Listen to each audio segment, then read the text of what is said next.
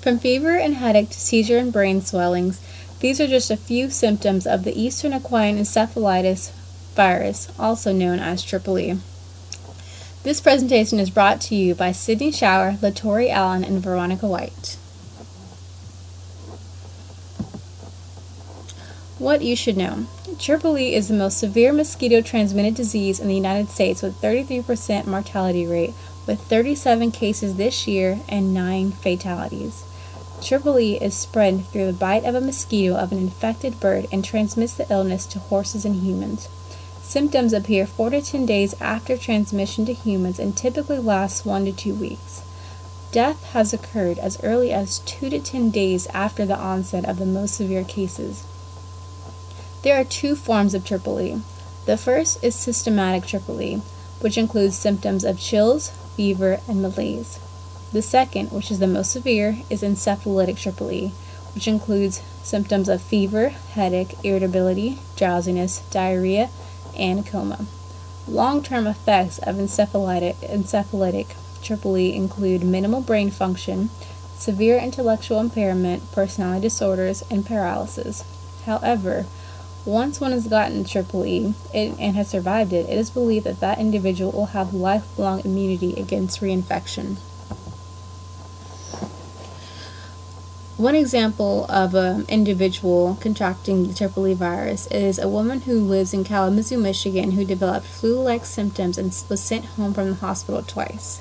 She ended up having seizures in her sleep, and she ended up being diagnosed with the EEE virus. She was placed in a coma for 6 days and developed meningitis and became paralyzed.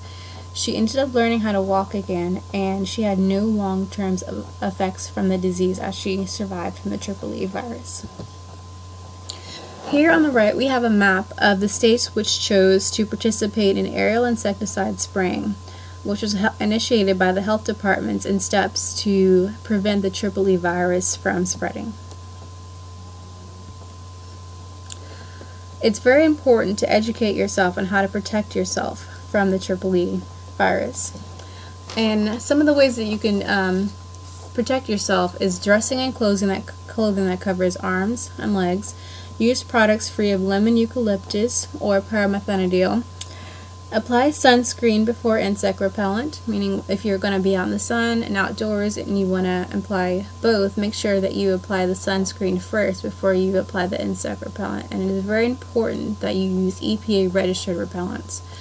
You also want to prevent mosquitoes from laying eggs around your home.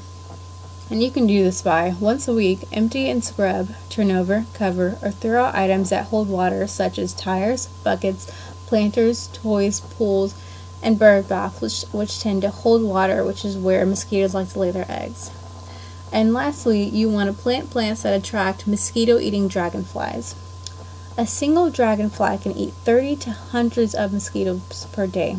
And some of the plants that attract these dragonflies include black-eyed Susan, swamp milkweed, Joe Pye weed, and white yarrow.